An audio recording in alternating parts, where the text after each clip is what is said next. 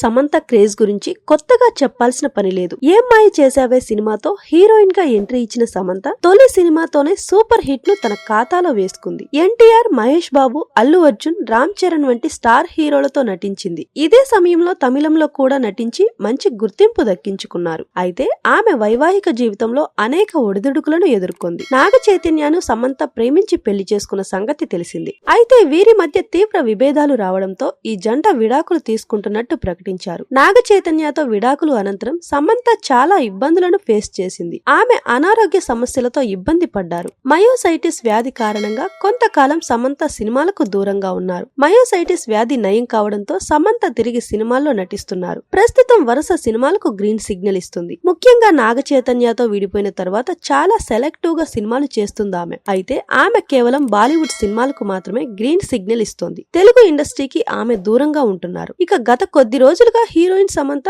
రెండో పెళ్లి గురించి విపరీతమైన ప్రచారం జరుగుతుంది. ఇదిలా ఉంటే సమంతకు రెండో పెళ్లికి సంబంధించి చాలా కాలంగా ప్రచారం జరుగుతుంది. కానీ సమంత మాత్రం తాను రెండో పెళ్లి చేసుకోను అని మాత్రం ఎక్కడా కూడా చెప్పడం లేదు. సమంత రెండో పెళ్లి గురించి ఓ వార్త నెట్టింట సంచలనంగా మారింది. గత కొంతకాలంగా సమంత బాలీవుడ్ దర్శకుడు రాజ్ నిడుమోర్తో డేటింగ్ చేస్తున్నట్లు ప్రచారం జరుగుతుంది. వీరిద్దరూ చాలా కాలంగా ప్రేమలో ఉన్నారనే ప్రచారం జరుగుతుంది. దీనిపై సమంత నోరు మెదపడం లేదు.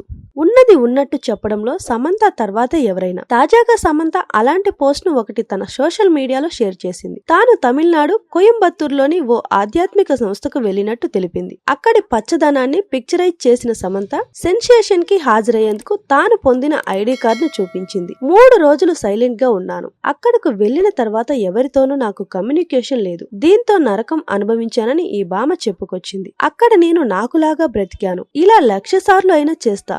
ఇది మీ అందరికీ రికమెండ్ కూడా చేస్తా. ఒంటరితనం భయపెడుతుందని ఒప్పుకుంటూనే ఆమె దానిని మళ్లీ ఇష్టంగా అనుభవించేందుకు సిద్ధంగా ఉండాలని ఈ సీనియర్ బ్యూటీ పిలుపునిచ్చింది.